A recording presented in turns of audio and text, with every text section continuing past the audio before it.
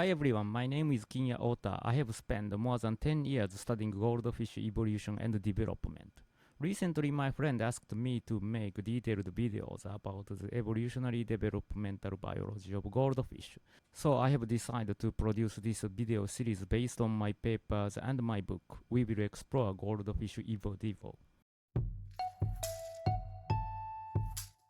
In our laboratory, we separate goldfish into male and female and keep them in separate aquarium tanks.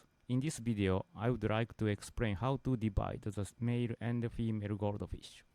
First of all, why do we need to separate male and female goldfish? The reason for keeping male and female goldfish separately is that we want to succeed in artificial fertilization.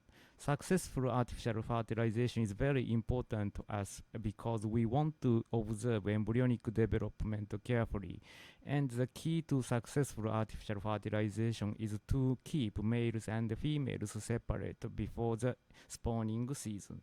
So how do we distinguish between male and female?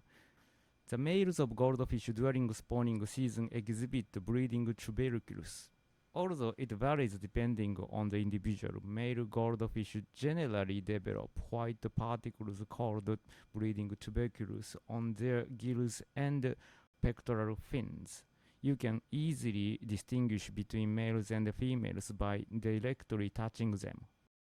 When you touch the head or pectoral fin, the male feels rough while the female feels smooth.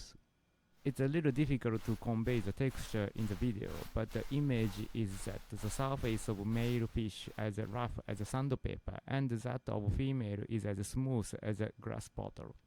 You can use the difference in touch to tell males from females. I usually wear rubber gloves for the convenience and safety for the experiment. But in this case, I remove the gloves and check the surface of the goldfish body. At this time, it is kind to fish that you first soak your hand in water to cool them for a while and then touch them. The other method is gently catch the fish, press on the abdomen gently and check the cloaca to see if sperm comes out. This is a very accurate way to identify males. So far, I have experienced how to distinguish males, but I would also like to explain how to distinguish females. However, if I say the conclusion first, the method of distinguishing the female is considerably more difficult. If you observe that the cloaca is protruding when you look at the goldfish, it is likely to be female. Certainly, it seems that the cloaca region is clearly popping out when an individual is well matured and just before laying an egg. However, not all individuals exhibit this kind of the protruding clearly. Sometimes I've found out later that a fish I initially thought was female turned out to be male.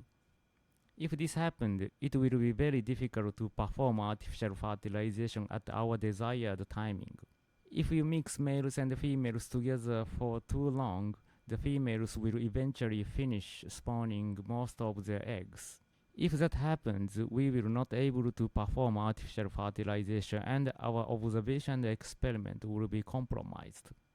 That's why it's important to separate males and females. However, as the number of goldfish handled increases, the risk of making mistakes in sorting males and females also increases. Therefore, in order to avoid such mistakes, if there is extra space available in the tanks, I recommend dividing the fish into 3 groups: males, females, and an unknown group. Firstly, male goldfish are those that produce sperm. Secondly, female goldfish are those clearly identified as female by examining the cloaca.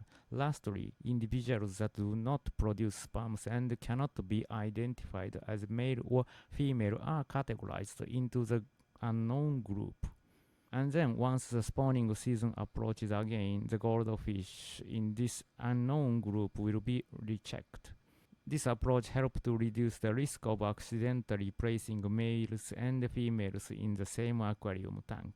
We as a team in the laboratory divide the tasks among ourselves and carry out this work almost every year.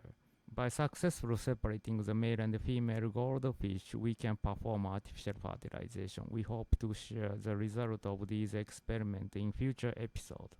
It is time to say goodbye. I hope you learned something new about goldfish development and evolution from this episode. Please be sure to subscribe to our channel to catch the next episode. See you soon.